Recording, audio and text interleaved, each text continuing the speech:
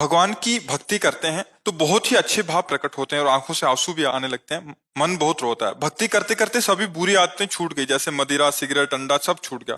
पर इस शरीर से वासना खत्म नहीं हो रही, जिससे बहुत हाँ, मुझे कष्ट होता है ये और भक्ति बहुत में बाधा आती है। ये बहुत ऊंचे तक जाती है। जो काम वासना है ना, ये छोटी मोटी हस्ती नहीं है, बहुत बड़ा शत्रु है। ये बहुत ऊंचाई तक रहता है, बहुत वर्षों तक रहता है। जब तक भगवान का साक्षात्कार ना हो जाए तब तक ये रहता है। मतलब बहुत अच्छी साधना 20-50 वर्ष होने पर भी ये नष्ट नहीं होता, सूक्ष्म रहता है, तरंग की तरह। पर भगवान का दर्शन होते ही ये खत्म हो जाता है। जब तक दर्शन नहीं होता तब तक विश्वास न करे। चाहे 20 वर्ष का ब्रह्मचारी हो, 50 वर्ष से संयम से चलाओ, ये भ्रष्ट कर देगा। ये काम बहुत बड़ा शत्रु है। और ये भगवत बल से संपन्न है, साधारण नहीं है।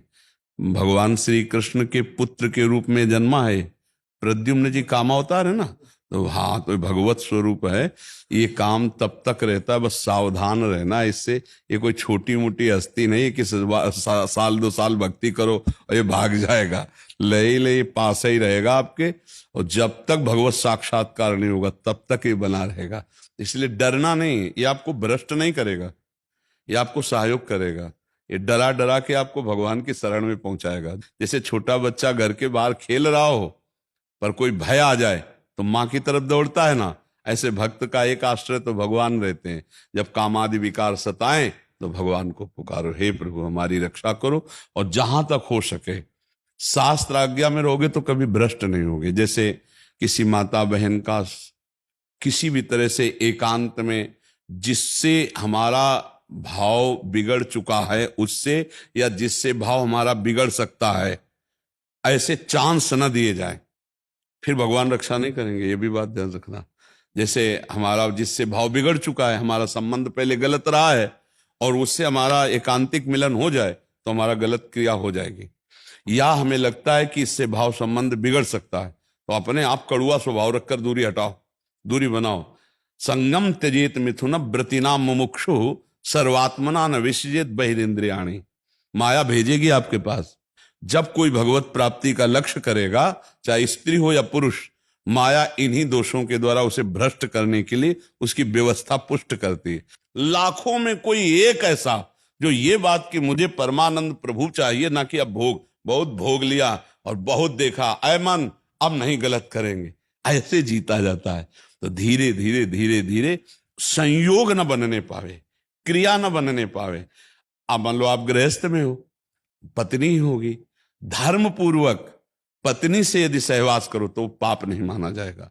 कभी ऐसी विकलता है, आप नहीं सह पा रहे, तो भगवान को नमस्कार करके धर्म पूर्वक गृहस्थ में हो।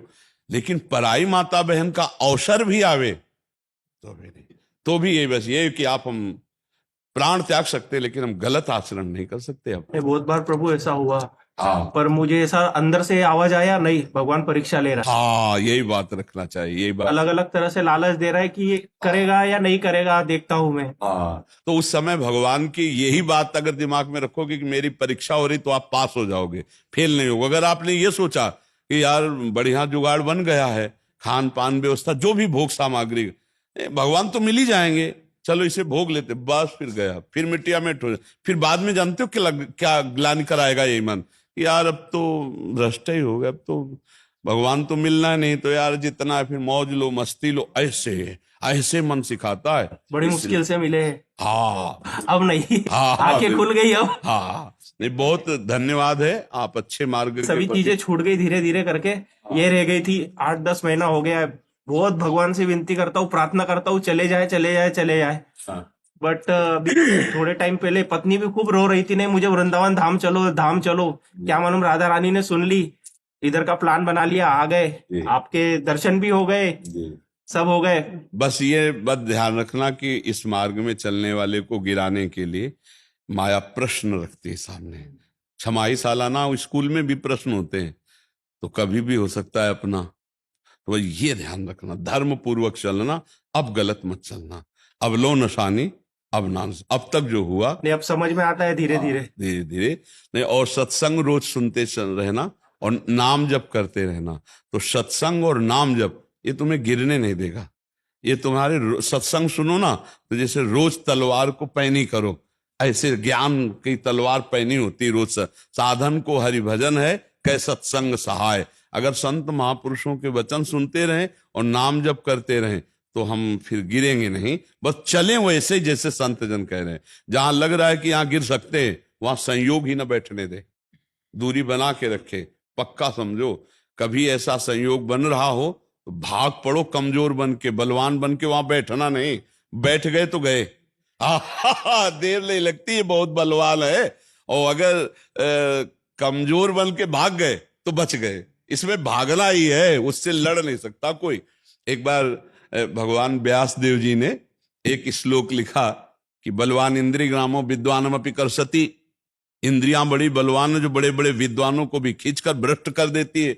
इसलिए एकांत में अपनी बहन के पास बहुत समय तक नहीं रहना चाहिए, अपनी बेटी के पास भी बहुत समय तक नहीं रहना चाहिए, और पुत्र जवान हो तो एक सैया पे एकांत में मां को भी नहीं लेटना चाहिए।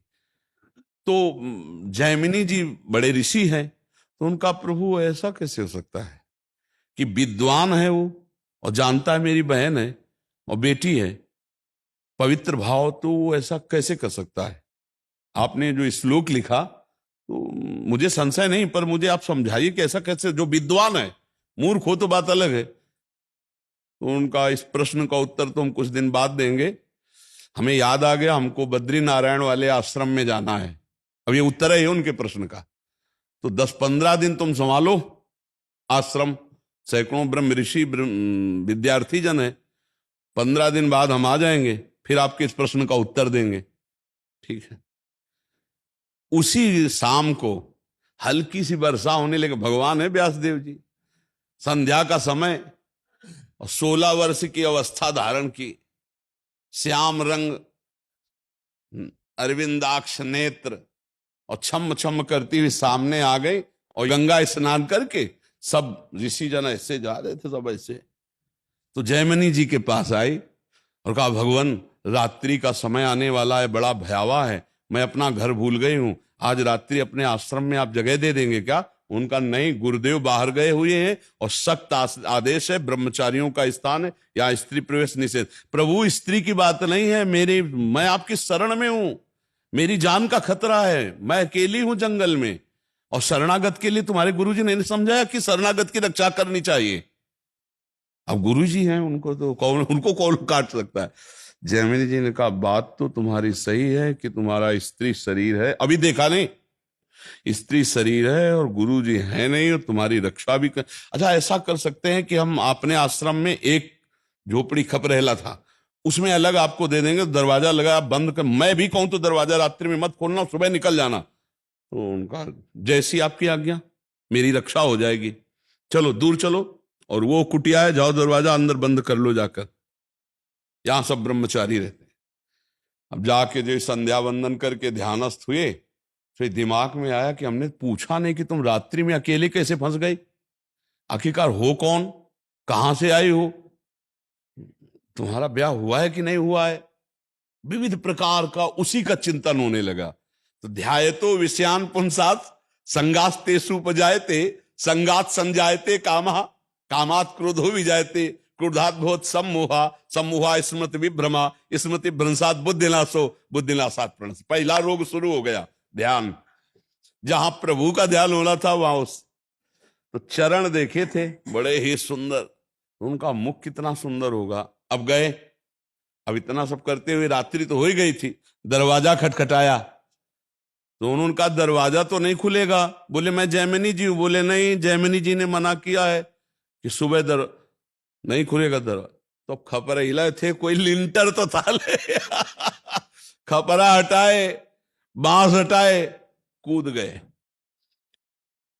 देखा तो वो सुंदर रूप, क्योंकि भगवान ने धारण किया था, श्याम रंग छटा छा रही थी एकदम, इंद्रनील मणि कांति, नव यौवन अवस्था, देख के मुग्ध हो गए। अब सब पूछना भूल गए कि तुम कहां से आई हो, क्या कुछ नहीं पूछा, तुम्हारा ब्याह हुआ है